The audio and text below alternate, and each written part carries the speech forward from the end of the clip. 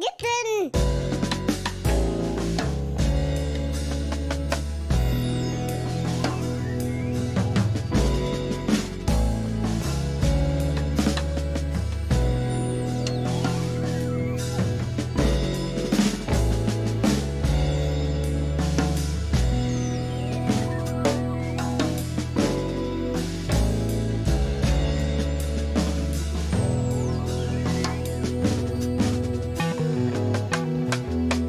Oh well, kitten stands there like a statue, grim, and kitten goes where nobody dares.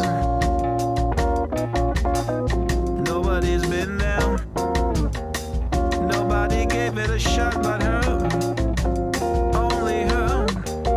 She bought a homemade spacecraft after she's putting on her helmet and her shiny tiny boots, and her special silver suit was made especially for her.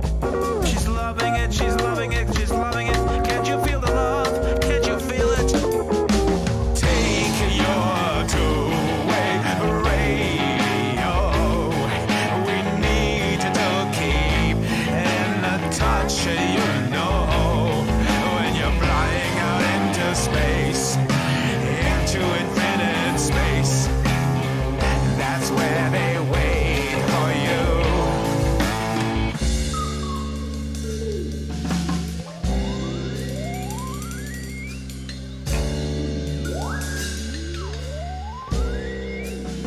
Oh yeah, and a kitten, she is so unassuming.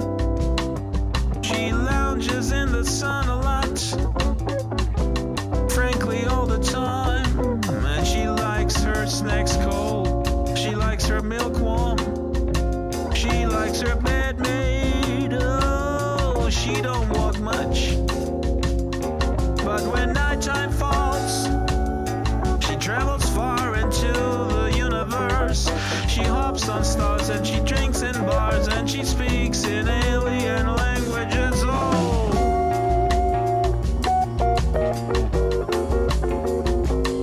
all the time, all the time, all the time, all the time.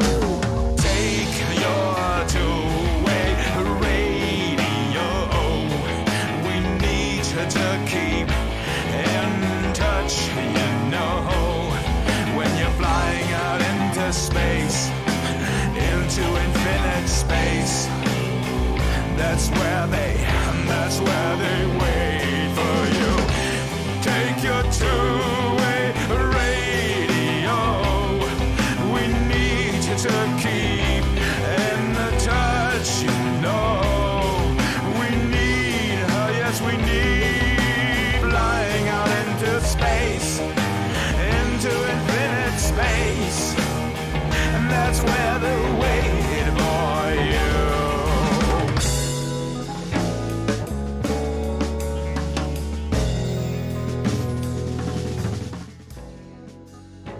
All right, hello and welcome to the Second Life Book Club. My name is Draxtor Dupre, and that was a song called Space Kitten for the YouTube folks.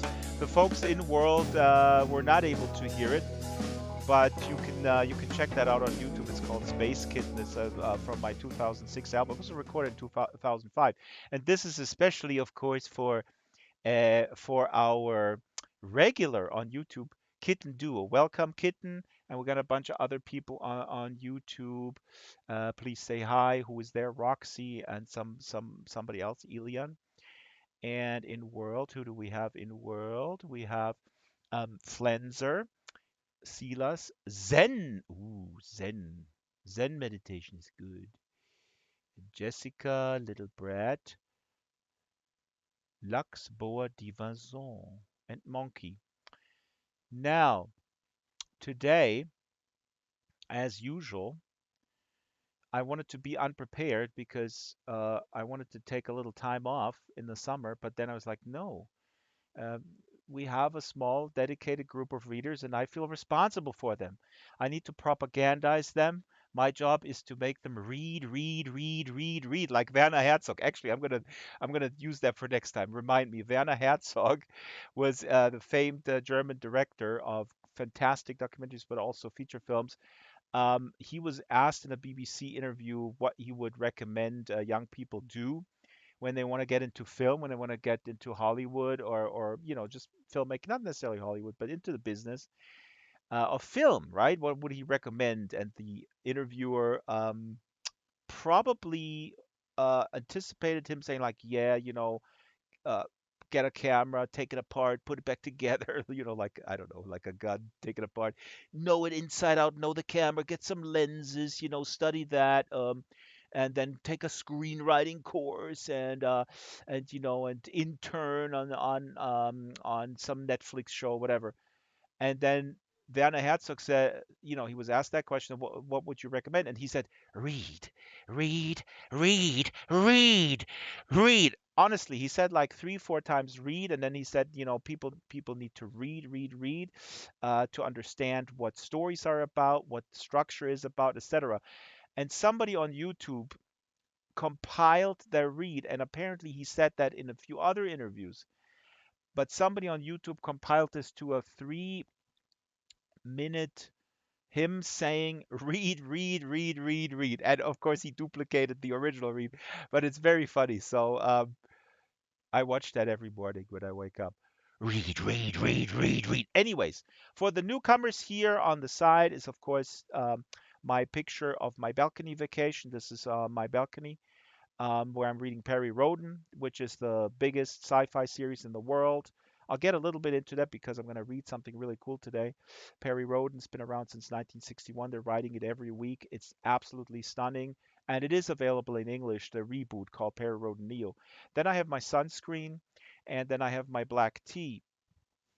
Why am I doing this? Because the smell of old paperback and pulp magazines from the 60s. This is actually from the 70s because it's a fourth edition. The kind of musty smell, musky, is it musky? Musty, please, English speakers, help me out. That smell combined with the smell of the Nivea lotion, which hasn't that formulation hasn't changed since the 70s. And then the black tea just teleports me back to I don't know, to Italy or something, where I went with my parents. So anywho, today I'm going to read two two little things. Oh, I also want to say hi to Gustav, my dog. He's with me today. Here I have him in real life, and I also have him here in Second Life. Today I'm going to read two excerpts from two books. One is called How to Do Nothing: Resisting the Attention Economy. This is a nonfiction book which is just amazing. Jenny Odell, she was guest here on the book club. And I'm also going to read Perry Roden Neo, which is the Perry Roden reboot in English. Unfortunately, only available in ebook. I'll have these guys on the book club in October. Now, how are you guys doing? Are you doing okay? What are you reading? Put it in the local chat. And also, actually, I have a question that I wrote down. Um, might as well ask it now. Which book over the course of your reading life did you hate so much you could not even give it to the little free library? Okay, so you guys in the US they have the little free library. Here in Germany they have the Bücherschrank, and those are little compartments. Um, Actually, the German Bücherschrank is in public places. The little free library in the US, as far as I know from California, is on private property, sometimes probably also public, but I've mostly encountered it in on private property, and it's very cool. It's like these little boxes. Some people make it very creatively, and people can put books in there, and people also can take books out. Um, and I'll tell you what my what my take would be. Also, this is also for the YouTube folks. Now, Jessica said she just read Dennis Duncan Index, A History of the. Oh, I get it. Index, comma, A History of the. Oh, that's good. Please link it. Please link it. I get it. I get it. That was slow on the uptake, but it's good. Um, the book is called Index, comma, A History of Thee. Now, hello, Kip Yellow Jacket. Welcome. Now, let me repeat the question. The question today is, which book did you hate so much that you could not even put it out there in the little free library? Meaning, um, you have a book that you want to get rid of. Maybe you try to sell it on eBay, whatever, it's in your shelf, and maybe you don't understand why you ever bought it. Maybe you got it as a gift, you want to get rid of it, but you feel bad throwing books in the trash. Well, at least I do. Or the paper, the paper recycling. So you go like, okay, I might as well put it in the little free library, right? But then you go, this book is so shitty. This book is so shit. Excuse my language. It is so bad. It's badly written. Fiction, or it's propaganda, misogynistic nonfiction. I cannot with good conscience give this out to the world. I need to basically destroy it, right? But then you go like, I can't destroy books because then I'm like, I'm like the Nazis. Okay. So which book is that? And the reason why I want to ask this question is I had an exchange with a clerk at a grocery store who was also a big reader, and she read a book by a German. She's from France. She read a book from a German comedian who went total right wing nutcase, conspiracy QAnon adjacent, and she wrote some sort of biography or something. And she got this book, and she wanted to read it because she wanted to see how these people tick. I have that notion sometimes too. And she got it. Um, and it was so bad, she told me, that she put it into the recycling bin. And she had never done that in her life before. She always put stuff that she felt, okay, it's not that great. I'm not going to keep it. She put it, away in those little free libraries, or donated it to the library, or whatever, or put it even in a little box in front of the house that says free. Welcome, Moon. So here, Flenser says, I may never finish reading a bad book, but I never trashed them. Bad books very handy to prop up a table leg or something. That is fantastic advice. See, this is fantastic advice, Flenza. I love this. Although I personally, again, there are people, and these books are normally not in my house. I wouldn't know how they would come there. Like, let's say, you know, our propagandist and misogynist and trans hater, Jordan B. Peterson, for example. Let's just stipulate, Monkey will laugh at this or smile. Let's stipulate this book would appear in my house, 12 Rules for Life. I would not be able to put this to use, put up a table or prop up a table, like, because I would then go by this book and that would remind me that this book exists. You see what I'm saying? So I'm talking about books that really that you feel a visceral vi- hate, frankly, which I do towards these so-called self-help books. Some of them that are there to really push a anti feminist agenda by some of these grifters, and I don't want to be reminded that they exist because society reminds me. Ooh, The Charmed Life of Alex Moore, Jessica.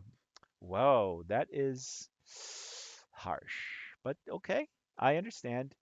Jessica hates it. Jessica hates it with a passion. This was a guest here on the book club, written by a guest of the year of the book club, Charmed Life of Alex Moore. Now you put it in the compost bin. You put it in the compost? I don't know. Tell me if the flowers grow or if the flowers die. Please report back to us, okay? Oh my God. Or was that a metaphor? Now here, Roxy says, wait a minute. Did Little Brett says something like, sorry, I gotta scroll down here. Little Brett said earlier, Cimmerillion by J.R.R. Tolkien, but I still have it because it's pretty. Oh, good point. See, great point, Little Brett. So this is another thing. I'm that way as well. There's something I might not enjoy, but the cover or the presentation, the cover, or the era that it came out of, I want to keep it. I'm the same way. But now, little Brett, follow-up question: did the Cimmerillion? I mean, did you hate it? Like, some people hate books when they feel betrayed. Like, I guess Jessica may feel betrayed that the hours she put into this book are lost. Yeah.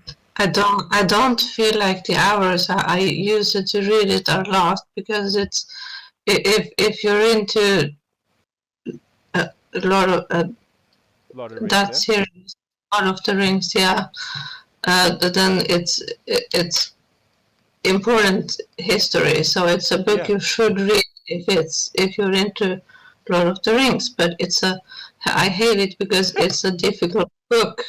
It's even Oh, more difficult than the book that you told me to read.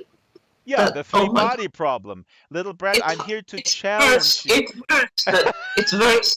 Yeah, don't even get me started on the challenge. It's a good challenge, but Silmarillion, you really have to want to read it if you're going to start reading it, if you ask me, because it's a difficult book. It's Okay, I long and it's a lot of history. I understand, but then quick follow-up question, the three body problem, do you also really hate it? Because I know the three body No, problem is challenging, but also it is also gripping. You sent me message when first these particles come up, and then it's really scary, and it's really but the point with the three body problem is that um, there is also a community out there, like a fan community, where you can find any number of like Discord channels or whatever, or like YouTube, there's like a million videos, the three body problem explained or whatever, stuff like that, that helps you get going. But I understand. But just quickly, did you hate the three body problem as well? no, Okay, but so you don't hate challenging books per se. no. I don't hate them. I just, they need to be interesting and not Right. just full of facts. I understand what you're saying. Which Also, not Brilliant just is full facts, of. they need to have like a story. I see, not just like an encyclopedia or something. Like Jessica is saying, Mhm. it's a reference book. That, yes. I don't even know because I have admitted here that when we did the thing like, what is the famous book? Admit that you didn't read. And I admitted, and Ruby was here, remember? Said, we didn't finish the Lord of the Rings. Okay, let me read these other comments. Hold on. Roxy says, I wouldn't say it was the worst book, but I put 50 Shades of Grey into a shredder because I was too lazy to donate it. That is so good, Roxy. Oh my God. You put the 50 Shades of Grey into the shredder. Too lazy to donate and embarrassed to tell anyone, and it was my mother's copy that she donated to me. Oh my God, does your mother hate you that much? It's not the best writing, but it did win things. Well, in my world, things that win things, my dad used to say, 2 billion people eat at McDonald's. Does that mean it's good? No. I don't hate it, but I didn't read it all the way through.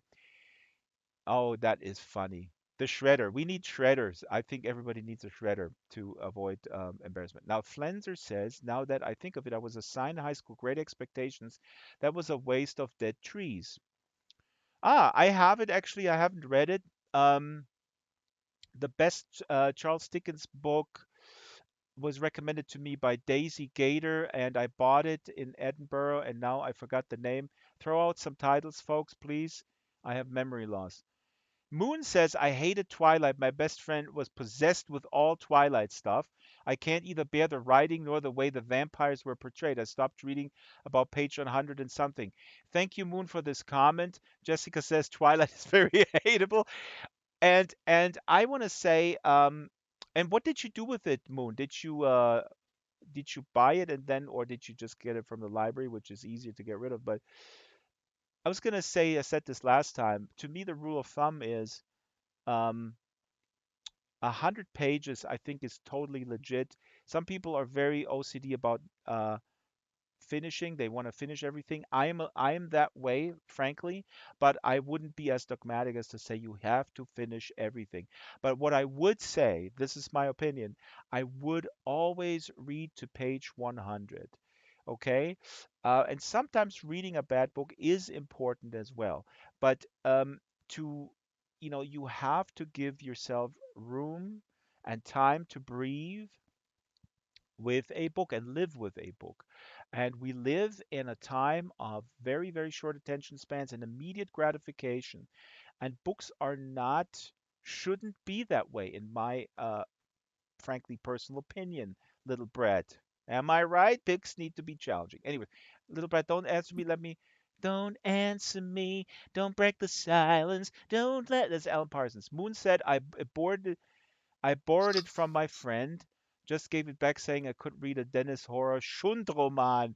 Oh, Schundroman. Moon must be German. Interesting. She uses the term Schundroman. That's a German term. That's pulp, right? Pulp or dime novel. Basically, shit on paper that is deemed uh, unworthy of intellectuals to spend time with, like Perry Rhodan. Now, Kitten Do on the chat on YouTube says, I always find something to do with bad books. Kitten, we need specifics. We need specifics. Tell us what you do. Meantime, now I'm going to throw up a slide here. Let's see, where do I have my slides? And then I'm going to read something. But something got to me today by mail, and we talked about it, and Flenser knows what it is. Talking about Schundroman or Trivialliteratur, as they say in German, Perry Rhodan. I'm not going to again go into for the newcomers what Perry Rhodan is. Perry Rhodan is huge. It's a German sci-fi series, and it came out in the U.S. From 78. I don't know, for like 5, 6 years. And I on eBay I got this one for $2. This is the American version, the Immortal Unknown, second printing. This is 1970. Oh, excuse me. This is 1974. So it no no, it started coming out in 1971. Flenser, please correct me. You're the expert. And this is the original German one, Der Unsterbliche. So you can see these pulp booklets called Heftroman in Germany. They're a little bit bigger and they're very thin. They have 64 pages, but they're bigger pages, so they translate into about 110 or so in the paperback version here from Ace Books. And the cool thing is that Perry Rhodan in America was called the Peace Lord of the Universe. See? Peace Lord of the Universe, the world's greatest space fiction series. Now, again, this came out in 1961. It's issued every week. See, now I just said I'm not going to get into it, but now I have to. Every single week, it's written by about 15 authors in rotation. It's absolutely stunning um, how they do this, and it's extremely epic. I mean, there's nothing more epic because 100 of these little hefts, they span one cycle, like a season on TV, basically. A storyline that is a story arc is 101 of these pulp magazines, which are basically 6,400 pages. Is one epic story arc, and then another one starts, and so on and so forth, and everything builds on each other, and they have a pretty cool way of, and it's true, they always advertise with that line that you can start at any time, right? Right now they're publishing 3,100 something, and anybody could get in, and it is absolutely true. There is a formula that doesn't feel formulaic, where the authors on staff somehow weave in the backstory. Pretty brilliant. Somebody touched the crying lot of the crying of lot 49. Thomas Pynchon says the local chat. I'm really nervous about this. I can only imagine how women are portrayed. Jessica, what do you mean by that? Please be specific, but I think I know what you mean because, yeah, you should be concerned how women are portrayed in popular fiction in the 50s and 60s. But again, we live in the year 2022. There are a lot of women on staff. The most fascinating thing, because Perry Rhodan has been publishing without a break since 1961, every single week, it changed with the times. There's no denying that the very beginning is a little bit brash and it's possibly male centric, but very early on, there's an alien heiress of a empire. Thora comes in, and she plays a very important role. So I have to say that Perry Rhodan, with the criticism of the time in the very beginning in the 60s, uh, Perry Rhodan actually is more progressive than a lot of stuff that was coming out at the time, including the American stuff, right? I mean, I can't read Heinlein, frankly. I can't read him anymore, but I can read Perry Rhodan, which I'm reading right now from the first issue from 1961 onward. And yeah, there's some stuff that I would change, uh, but it's really not that bad. Then in the 70s, a new managing editor came in, William Volz, and some people joke that Perry Rhodan um, turned from a soldier to a hippie, and that is true to some extent because again, this series reflects the times um, very much so. So that's why it's so interesting to read it in the historical context. And of course, now again, they issue every single week a new a new novella basically, or booklet, or whatever you want to call it. It is just absolutely mind-boggling, at the top of their game and on top of the sci-fi game.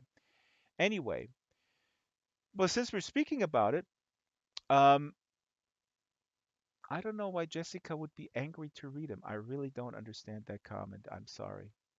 So, but since we're talking about it, I mentioned before, and I'm going to put this out here, that Perry Rhodan, I think in 2011, if I'm not completely mistaken, they started a reboot called Perry Rhodan Neo, where it starts with the basically the same story arc, but with significant differences.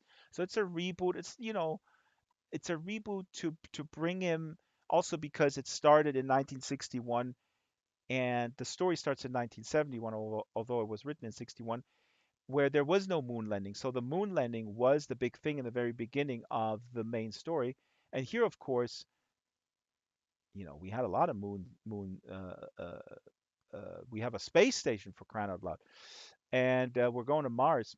So they started this Perry Rhodan Neo series, I believe in 2036 or something. So I want to read a little bit and give you a flavor, because this is for our international audience, and this is published um, every other week, and these are bigger than the regular Perry Rodents.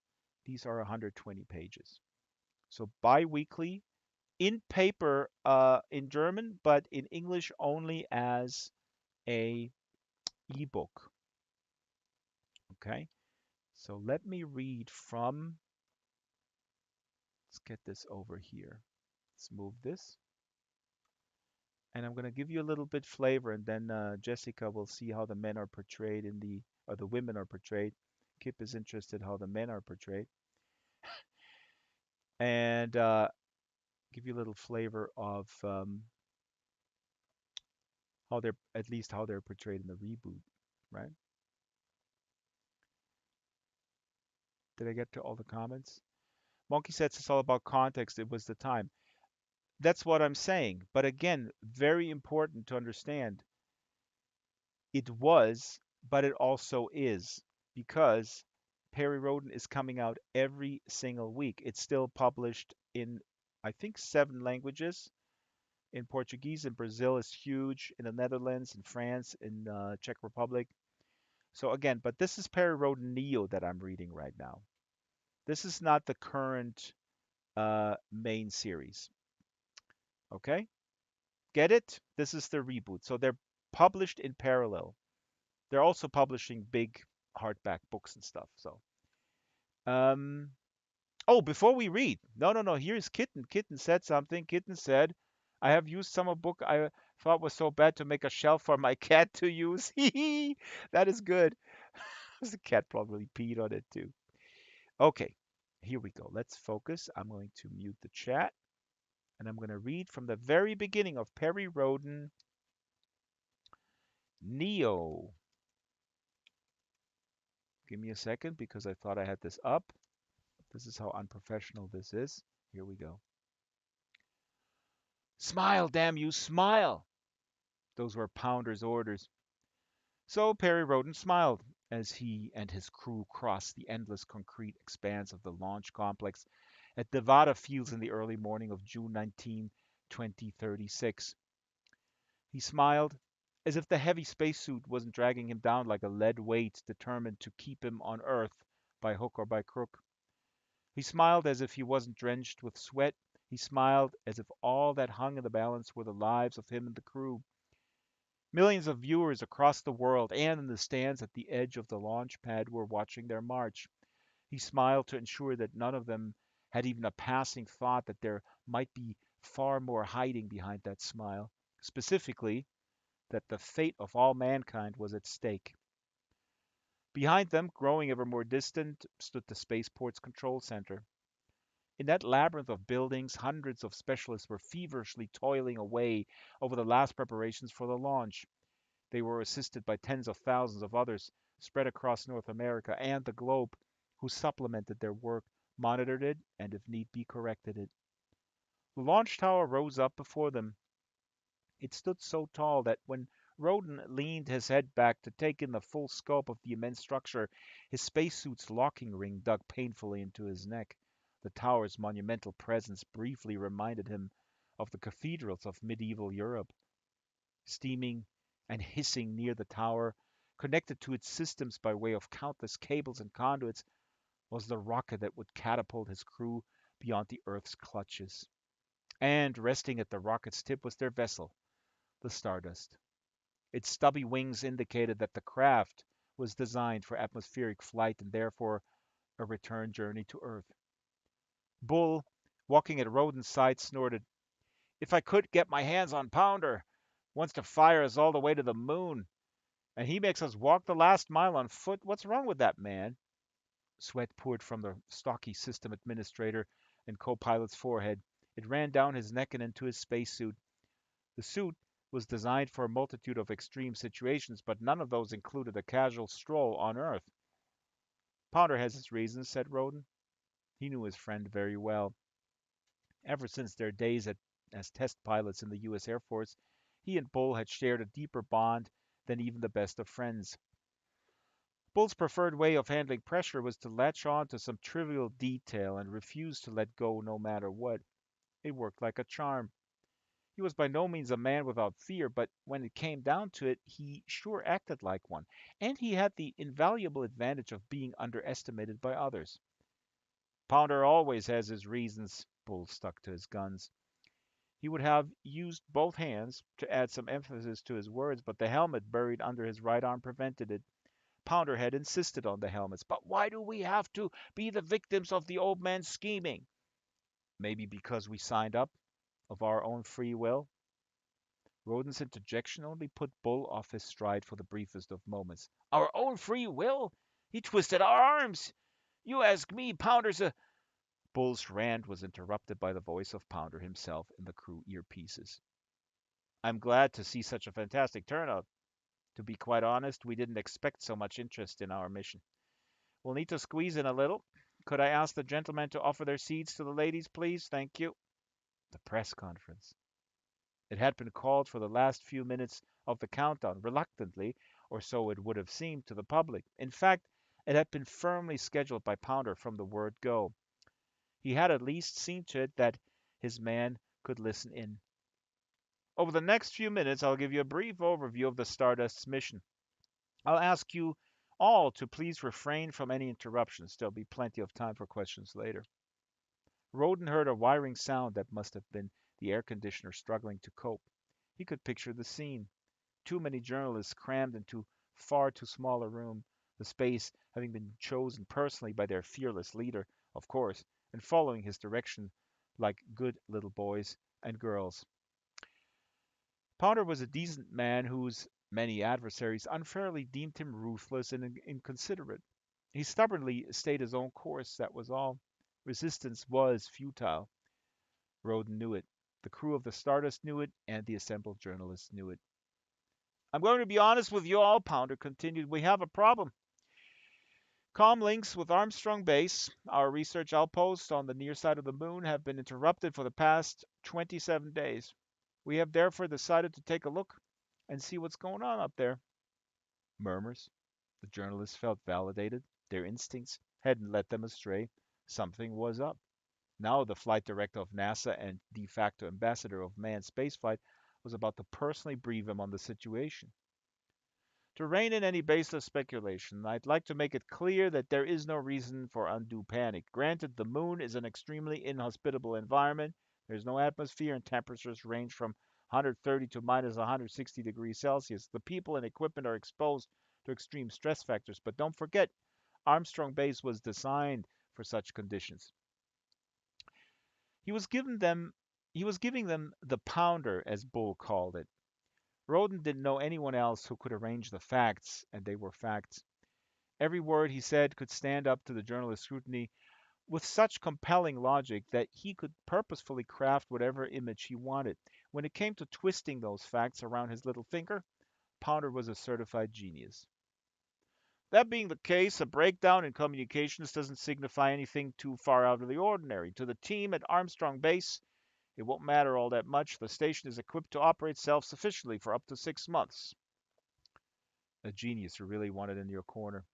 Pounder had brought Roden to NASA, and rather than letting him be swallowed up by the miasma of intrigues and petty jealousies that filled the self-contained world of the space agency, he'd kept Roden safe, wielding his protective magic and ultimately appointing him commander of the Stardust.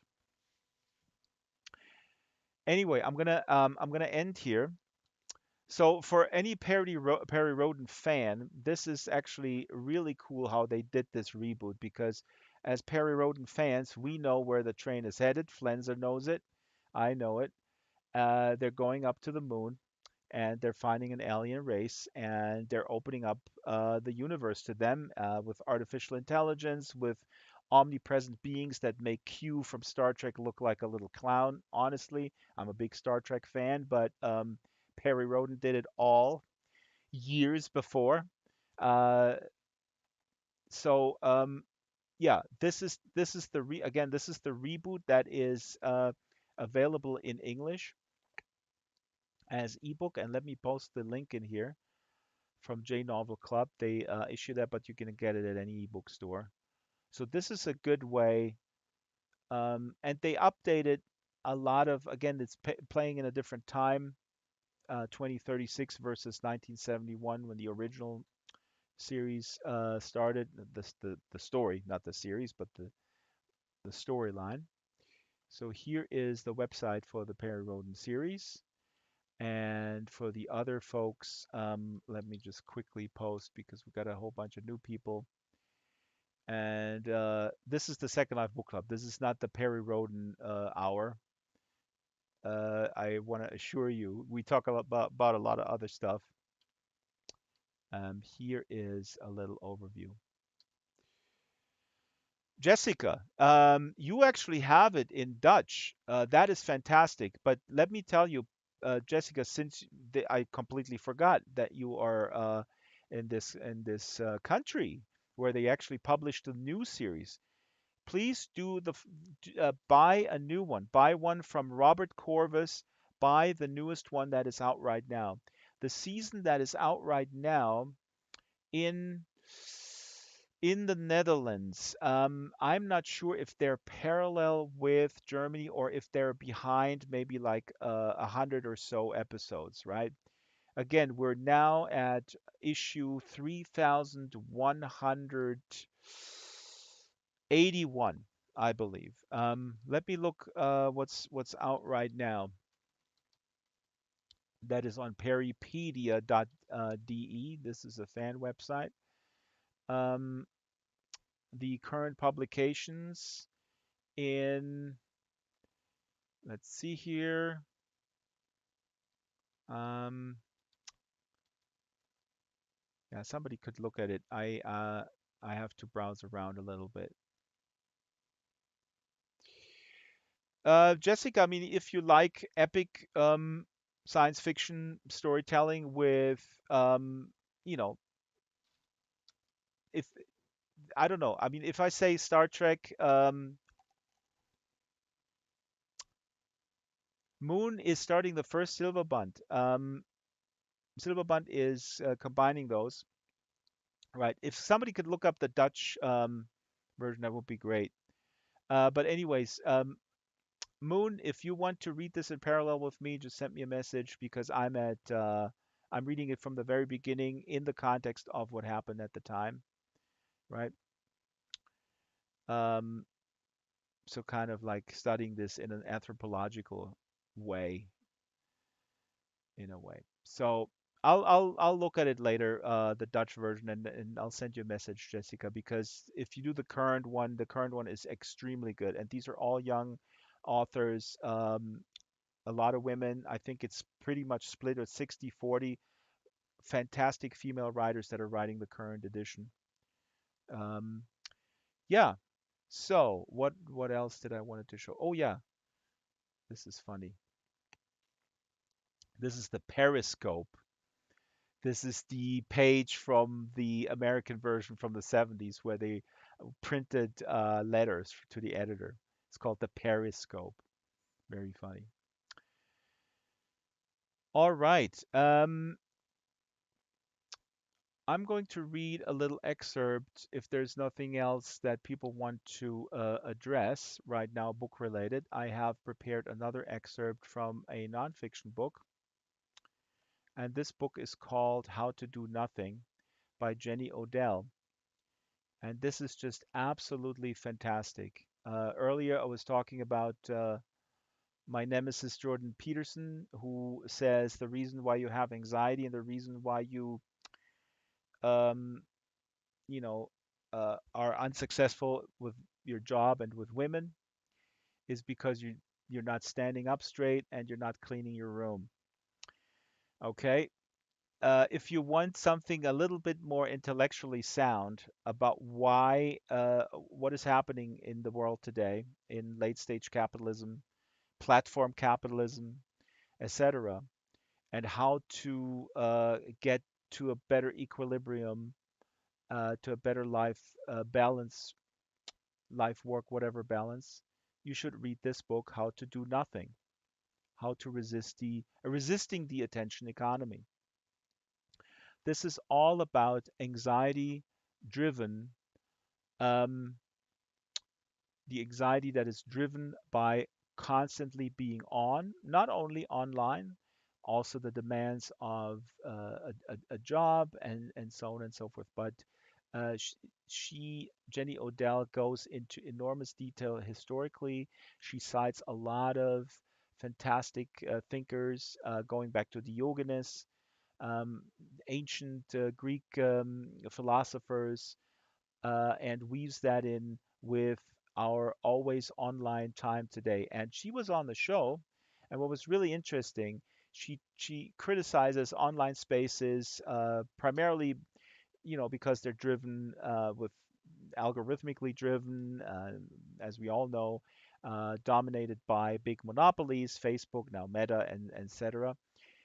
And it's very funny when I read the book that she says, well, it's there is a way to envision the internet or online communities that are different from what's so popular right now, Facebook, etc. And we all know today, I hope everybody knows that um, the Facebook business model thrives on outrage, thrives on making you feel inadequate versus the other Facebooker, and those type of very, very sort of low common denominator, the lowest e- emotions, jealousy, are being amplified and are being also rewarded if they are being uh, shown and seen and displayed. So it's making us worse people. There was a study fairly recently about how Facebook was preying on teenagers who felt inadequate about their looks and stuff like that, and they put advertisers towards these students. I mean, it's just despicable stuff. I don't even want to talk about inciting violence in other countries. Sri Lanka comes to mind. But anyway, Jenny Odell here writes about, and this was so awesome because I'm reading and she says, well, you can envision a different type of community, a community of interest online in a digital world, people gathering together without the algorithmic pressure, talking in real time, interacting, you know. I was like, is she talking about Second Life?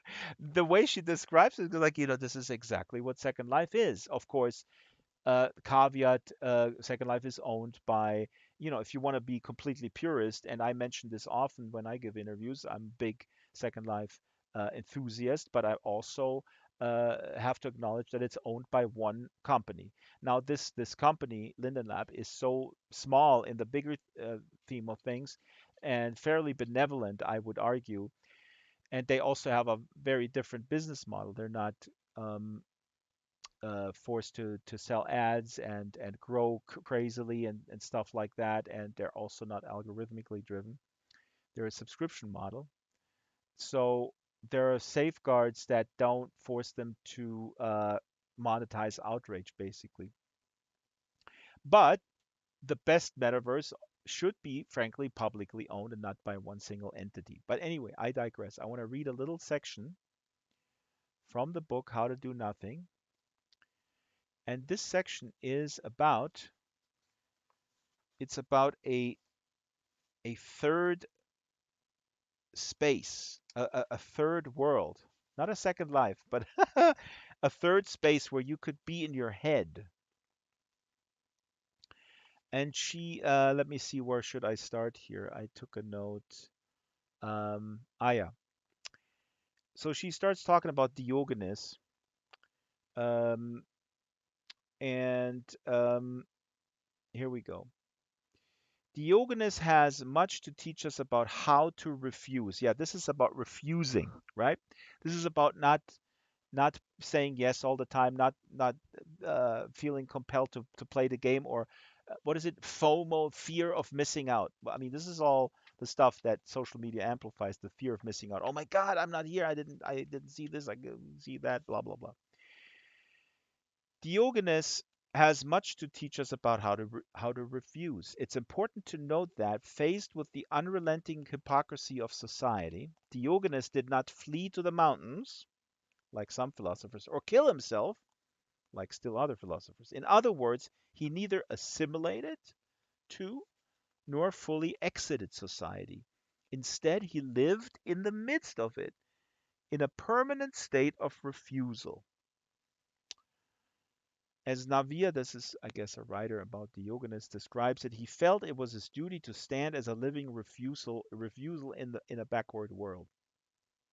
Diogenes opted for remaining in the world for the express purpose of challenging its customs and practices, its laws and conventions, by his words and more so by his action. Practicing his extreme brand of cynicism, then, he stood as a veritable refutation of the world, and, as the Gospel would say of St. John the Baptist, as a voice crying in the wilderness. So, to a question like, will you or will you not participate as asked, Diogenes would have answered something like, I will participate, but not as asked. Or, I will stay, but I will be your gadfly. This answer or non-answer is something I think of, this is Jenny talking, I think of as producing what I will call a third space. He's second life. An almost magical exit to another frame of reference. This is, I'm just joking, this is not the Second Life reference that I was talking about. For someone who cannot otherwise live with the terms of her society, the third space can provide an important, if unexpected, harbor. A handy formula for finding this space is in one of our most famous tales of refusal, Herman Melville's short story Bartleby the Scrivener. Bartleby the clerk, famous for repeating the phrase, I would prefer not to, uses a linguistic strategy to invalidate the requests of his boss. Not only does he not comply, he refuses the terms of the question itself. The fact that the story of Bartleby the Scrivener is so widely known speaks to its importance in the cultural imagination. The narrator, a comfortable Wall Street lawyer, hires a copyist named Bartleby, a mild man who performs his duties well enough until asked to check his own writing against an original. Without agitation, Bartleby says he would prefer not to, and from that point on continues to give the same answer when asked to perform a task. He eventually stops working and then even moving. The lawyer finds that he's taken up residence in his workspace. At a loss for what to do, the lawyer changes offices, but the next occupant is not so accommodating. He has Bartleby taken to jail. Now, my favorite part of Bartleby the Scrivener are the lawyer's reactions, which so quickly progress from disbelief to despair. Not just that, but each subsequent refusal reproduces more and more extreme variations of the same phenomenon. The lawyer, who is often in a rush going about his business, is stopped dead in his tracks, grasping for sense and meaning, like Wile E. Coyote having run over a cliff. For example, the first time he asks Bartleby to review a piece of writing, the lawyer is so absorbed and hurried that he simply hands the paper to Bartleby without looking at him, with the haste and natural expectancy of instant compliance. And when Bartleby says he would prefer not to, the lawyer is so surprised he's rendered speechless. I sat a while in perfect silence, rallying my stunned faculties. After a second refusal, the lawyer is turned into a pillar of salt, needing a few moments to recover. Best of all, when the lawyer is on his way into work only to find the door locked from within by Bartleby, the lawyer is thunderstruck. For an instant, I stood like the man who, pipe in mouth, was killed one cloudless afternoon long ago in Virginia by a summer lightning. At his own warm window he was killed, and remained leaning out there upon the dreamy afternoon till someone touched him when he fell. Those circumstances Melville describes are Bartleby's abiding inscrutability. When the lawyer asks Bartleby if he'll tell him where he was born, Bartleby answers, I prefer not to. The lawyer asks desperately, will you tell me anything about yourself? I would prefer not to. But why? At present, I prefer to give no answer, and so on and so forth. So I love this excerpt because it is so, this story that she cites here. By Herman Melville is so contrary to what we're being told, what we're being sort of conditioned to believe is our savior, which is to sharing is caring, right? I prefer to share, and have it monetized by social media and so on. So very, very good book, How to Do Nothing. Jenny Odell, and earlier again Perry wrote Neo for the folks of space opera. And again, this beginning that I just read from Perry wrote Neo might seem a little bit okay, for the action people who love space opera. They go out there and then they fight aliens. It's much more than that. It's much more than that, but it's that too. Okay, so it is space opera-ish for sure, but it is deeply examining the human condition. At least the original series. I hope the reboot too. So,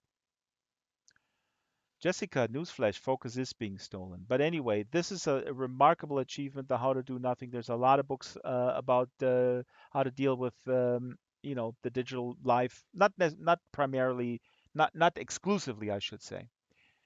But Kitten, thank you so much. Kitten is supporting us.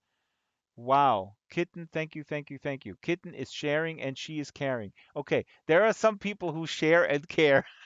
I'm talking about this, obviously I'm talking about the term being used to sort of trick people into providing free content for the platform that monetizes it.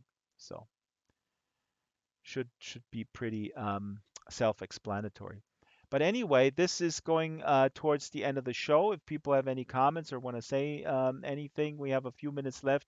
I have to stop promptly because, interestingly enough, my son is going to the Netherlands tomorrow. Very popular city there. I think it's called Amsterdam. It's going to buy some heroin to smoke for me. Uh, I'm kidding. Now they're going to ban this YouTube video.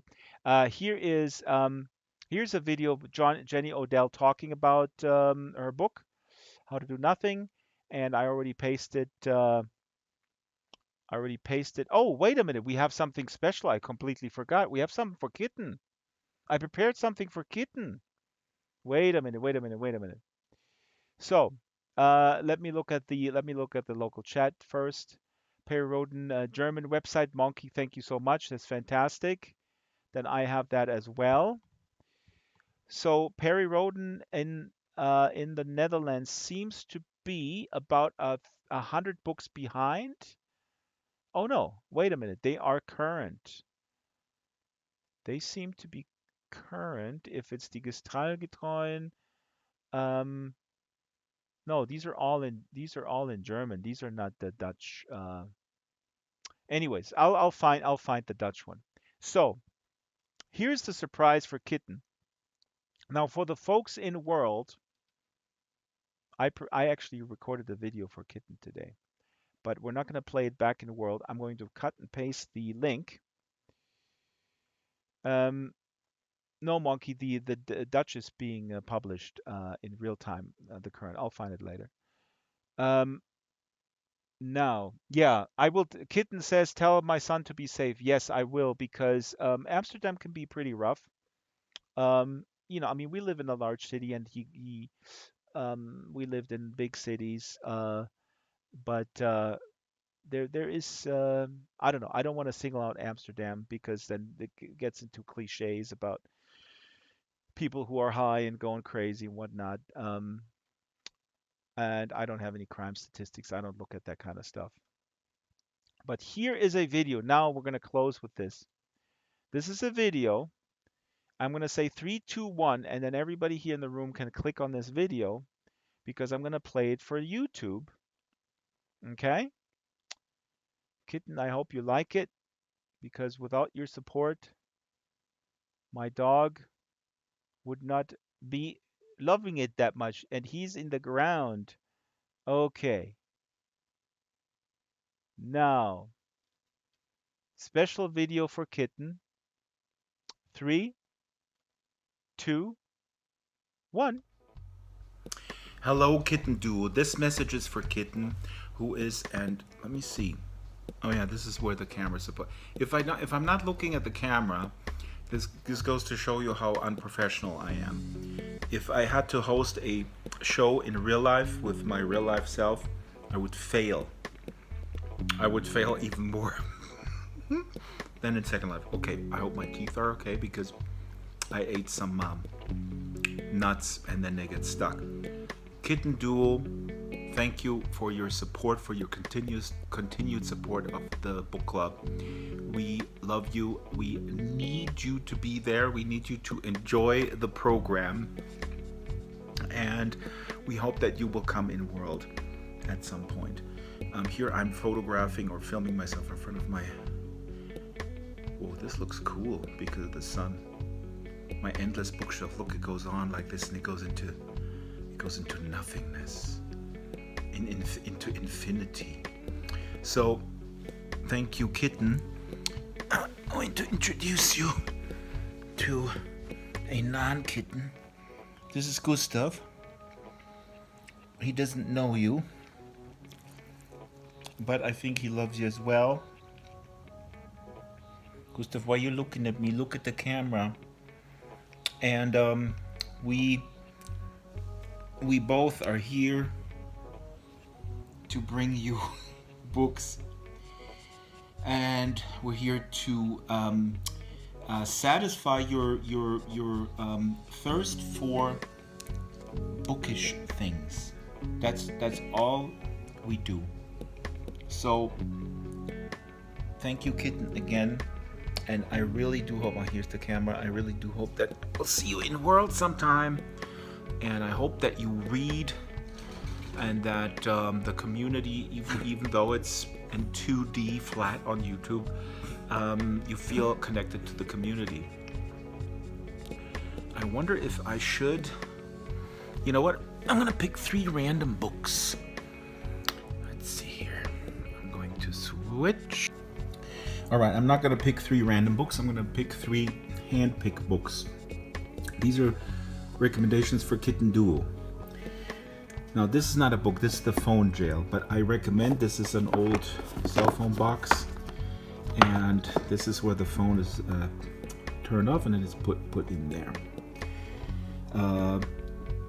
for the night, and I'll take it out in the morning after I've done my reading, and then at night. Okay, so let me go along these shelves, and if something comes to mind that I can recommend to kittens specifically. Oh, everything John Steinbeck is just amazing. Why not Of Mice and Men? A strong, beautiful novel of the deep love between two lonely men and of the wanton girl who destroyed them both. Now, this is a little bit sad, but it's also, I think, really important. I mean, John Steinbeck is such a moral writer with such a big heart, and he doesn't shy away, obviously, of the sadness and the cruelty of the world, but you connect with his characters and they transform you. So I'm going to pick that. Oops, sorry. It's actually a very small room. It also serves as an office of my better half. So I'm now squeezed behind the couch. Now, some people have pointed out why you have such a big room. Well, we are 3 people and a dog in a very small apartment. This happens to be the biggest room, but it serves multiple purposes. So, these are all music books. Look at this guy. I don't know who that guy is. He pops up. Oh, if I had this in English. Tim Thaler by James Krüss. This is my entire youth. This got to be in translation. This is a boy who had a wonderful laughter, like a careless laughter, and this billionaire who can't laugh is looking for laughter, and he finds this boy and he offers him a deal to sell him the laughter for money and fame, and the boy does it. Then he realizes he made a mistake. We gotta do English.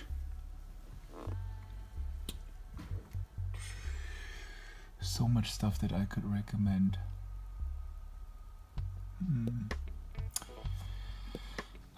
Time and again this comes up. Fahrenheit 451. Absolute must read. This is with stills from the François Truffaut film. Absolutely timeless. Anybody who cares about reading a book has to read this. Okay, this is recommendation number 2. Let's see. Can't quite go up here. Salman Rushdie. I have a lot of other Salman Rushdie. Where am I here? Oh, look. I was a guest at a Rod Stewart show in 2005 because my friend plays saxophone for Rod Stewart. Why not pick up a Salman Rushdie? Terrible stuff has happened. He was stabbed on stage recently. Last week, a matter of fact, unbelievable. Salman Rushdie is an amazing writer, one of the big living writers. I got a lot of other Salman Rushdie. I don't know why they're not together. Let's put so that as a third. But okay, well, here's the last third. Momo by Michael Ende or Michael Ende. Momo has to do with time and turtles. Okay, these are Kitten Duo's recommendations, and Momo is available in English. I do know that because I have it right here. Only Kitten Duo can or is allowed to read these.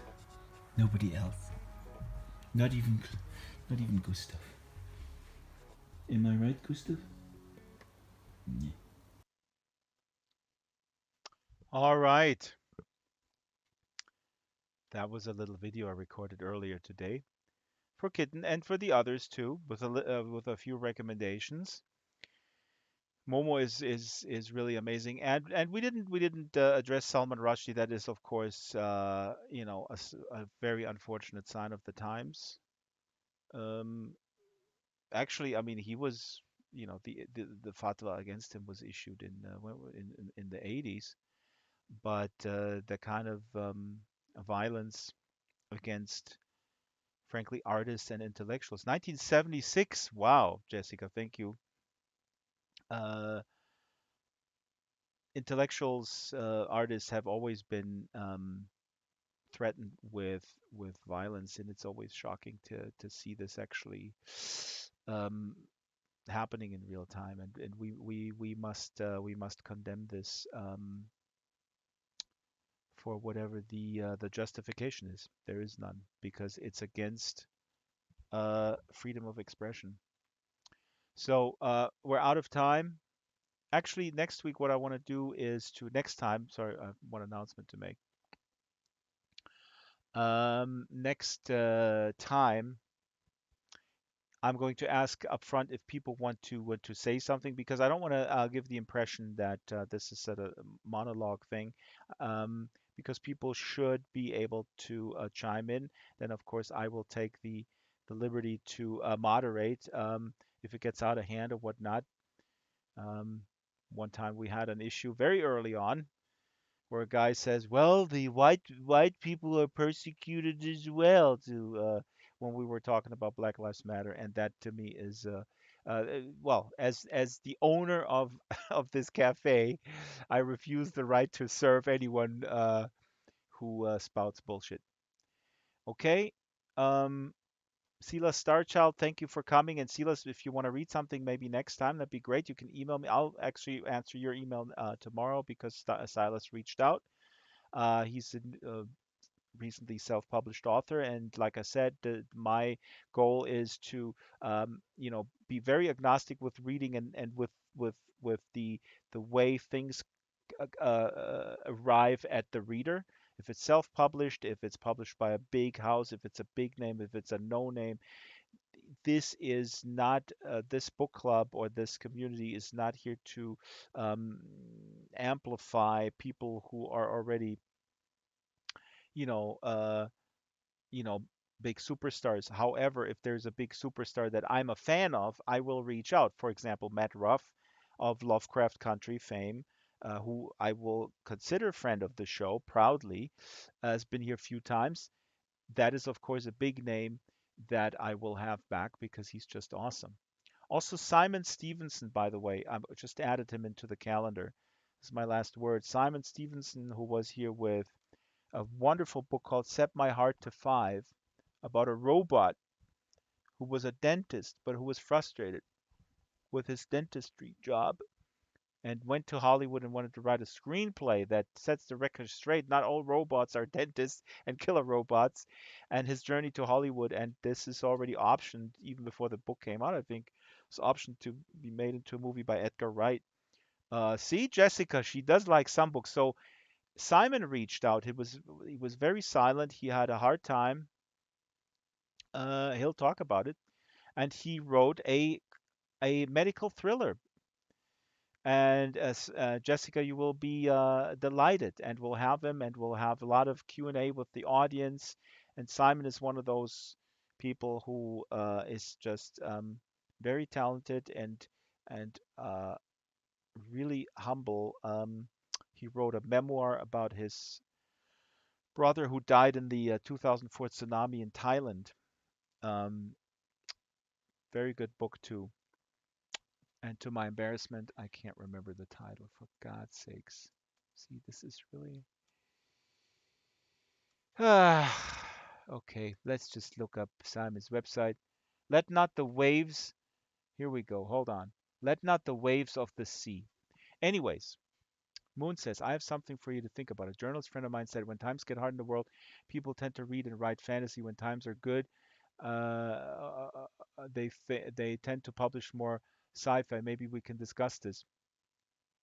Oh yeah, that's great. I'm gonna make a note here because I have immediate thoughts to that. Because the question is if people read and write or publish, and what's the relationship between that, right? What's the push and the pull here? Because I publishing is a business, and if stuff doesn't get the numbers up, it's a self-fulfilling prophecy. And as an anti-capitalist, proud anti-capitalist, I find that very problematic because a lot of stuff that is extremely good and great art and it could even have commercial potential sometimes is not published because of the cycle and whatever the gatekeepers think will make money.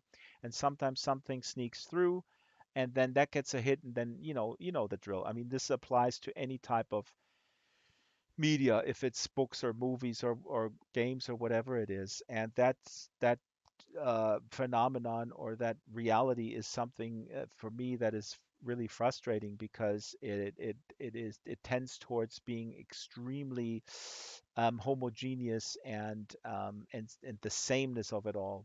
People go like, why do movies suck today? Well, I can explain it because it's run by capitalism and not by anyways, this is a nuanced thing, but thank you. This is a great prompt. Um, this is a great prompt to think about and talk about. Immediately, what comes to mind is Philip K. Dick, who was not well liked by his peers because and there's a great Philip K. Dick documentary on YouTube. Because and I did not know this, the reason why he was very unpopular, and it's completely no-brainer, why he was very unpopular until Man in the High Castle, 1966, was because he was the first sci-fi author who did not depict technology as the savior. It was all about, okay, all the other big writers, talking about Americans now primarily, yeah, there was something went wrong here and there, but ultimately technology saved everyone. And Philip K. Dick was very skeptical.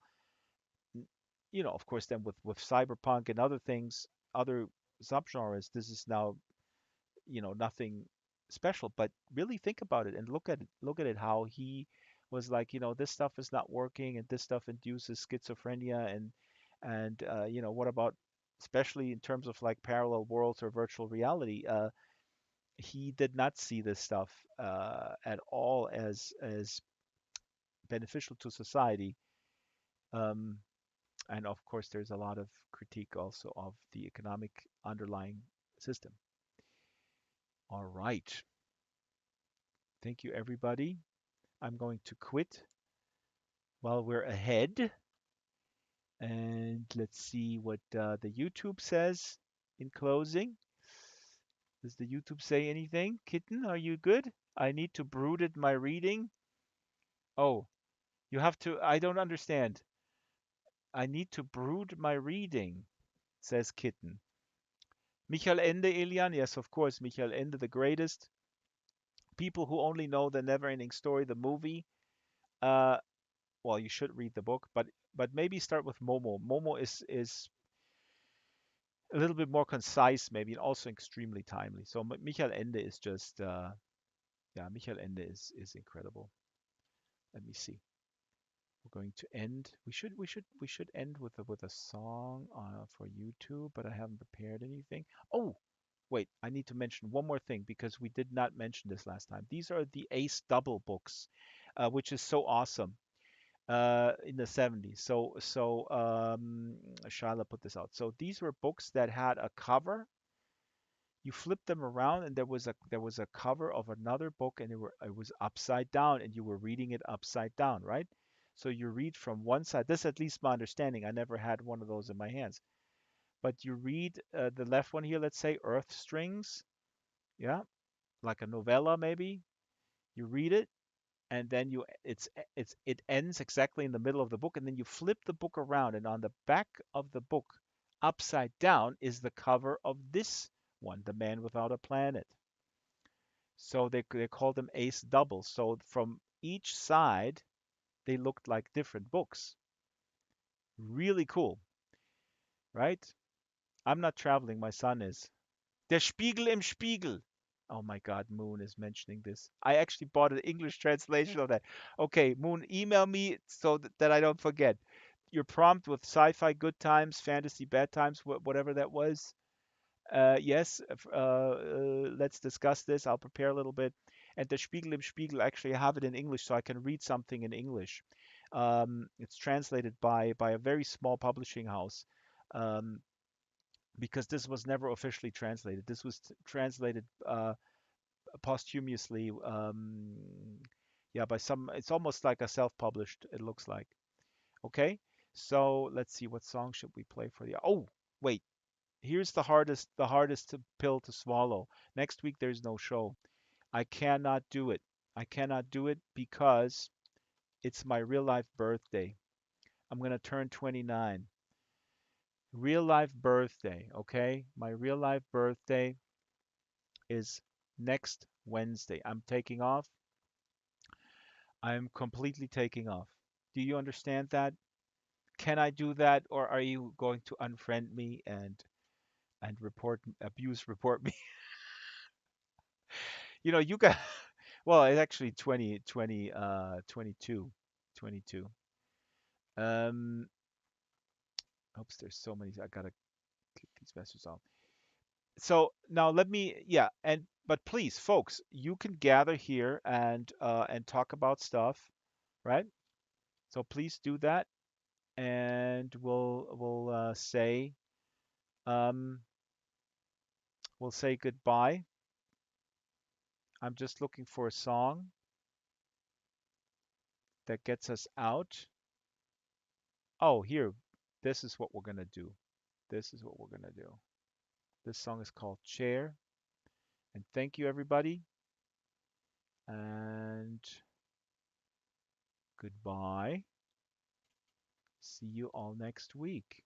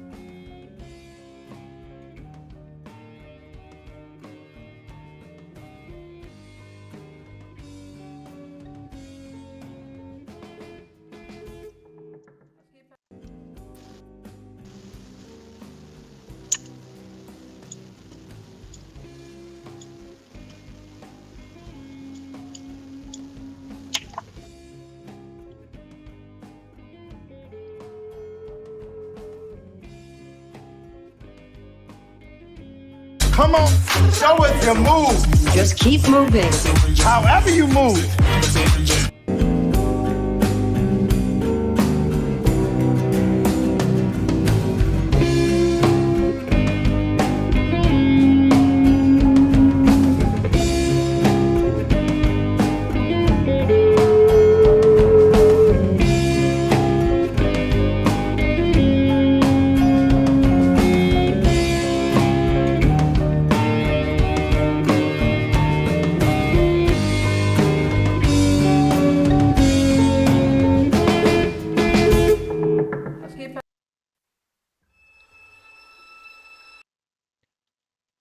Sorry, that was the wrong song.